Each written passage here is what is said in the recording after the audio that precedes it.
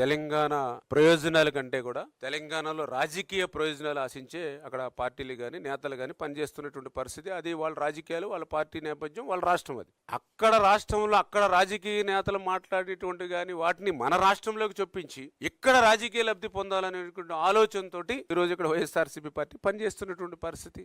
ఏదైతే ఇప్పుడు మీరు చెప్తూ ఉన్నారు ఈసీ క్లియరెన్స్ కి సంబంధించి మీటింగ్స్ అని, ఏదైతే ఇప్పుడే మేము చెప్పాము. ఎందుకంటే అబద్ధాలకి అసత్యాలకి ఆయన బ్రాండ్ అంబాసిడర్ అని చెప్పి 2020లో ఈయన తీసుకొచ్చినటువంటి ఎత్తిపోతల్ని 4 సంవత్సరాలు, మరి 4 సంవత్సరాల్లో మీరు ఎందుకోసం మరి ప్రయత్నం చేయలేకపోయారు ఈ ఈసీ క్లియరెన్స్ తీసుకోవడానికి? మీకు చిత్తశుద్ధి ఉంటే మరి 4 సంవత్సరాల్లో ఎందుకు డిపిఆర్లను ఆమోదించుకోలేకపోయారు? మీకు చిత్తశుద్ధి ఉంటే మరి ఆ రోజు ఉన్నటువంటి జీవో కూడా 364 జీవో అంటే ఏదైతే మీరు చాలా క్లియర్ గా ఇది డ్రింకింగ్ వాటర్ మాత్రం ఎందుకు మార్చుకోకున్నారు? ఇది సాగునీరు కాదు, మీకు చిత్తశుద్ధి ఉంటే ఇది త్రాగునీరు కాదు, ఇది సాగునీరు కోసం అని చెప్పి 364 జీవోని 2023లో ఎందుకు తెచ్చుకున్నారు?